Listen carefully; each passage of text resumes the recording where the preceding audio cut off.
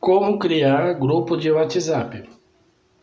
Para você criar o seu grupo de WhatsApp, você precisa acessar o seu aplicativo WhatsApp. No seu canto superior direito, você vai clicar nesses três pontinhos. Você clica nos três pontinhos, ele vai te dar várias opções. Você pode criar um novo grupo, nova comunidade, nova transmissão, dispositivo. Dá para você ver o dispositivo conectado, favorita, encontrar empresa, pagamento, configurações. Como o objetivo do vídeo é criar um novo grupo, vou te explicar passo a passo de como você vai criar o seu grupo. Você clica em novo grupo. Para criar o seu grupo, você precisa adicionar pessoas. Você adiciona pessoas do seu contato. Vou adicionar e clica. Agora a opção de falar o nome para o seu grupo. Pode ser amigos da escola,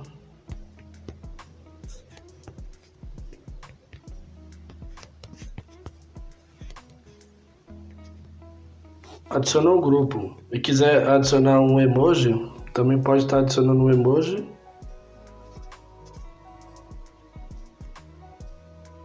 E pode também estar adicionando uma foto que vai ficar no perfil do seu grupo.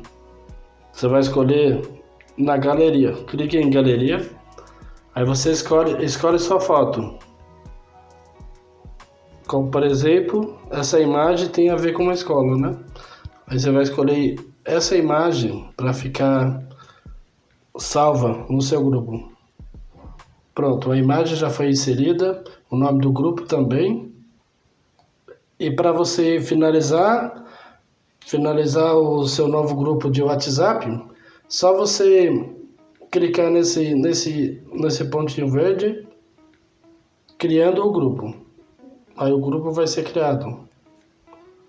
Deseja enviar convite por SMS?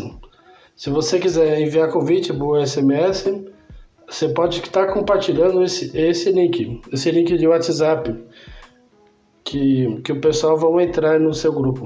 Pode estar compartilhando via WhatsApp com seus amigos. Ou pode também optar. Agora não. Pronto, o grupo foi criado com sucesso. Você pode clicar no perfil do grupo e pode também estar adicionando essas configurações. Notificações todas, visibilidade de mídia, você pode clicar aqui. Você pode colocar padrão sim ou não.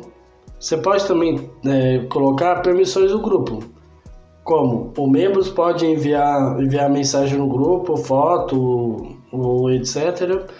Ou você pode também estar configurando o seu grupo que somente a administradora que pode estar enviando imagens, enviando emojis.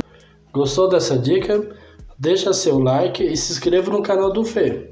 E compartilhe o vídeo com os amigos. E obrigado.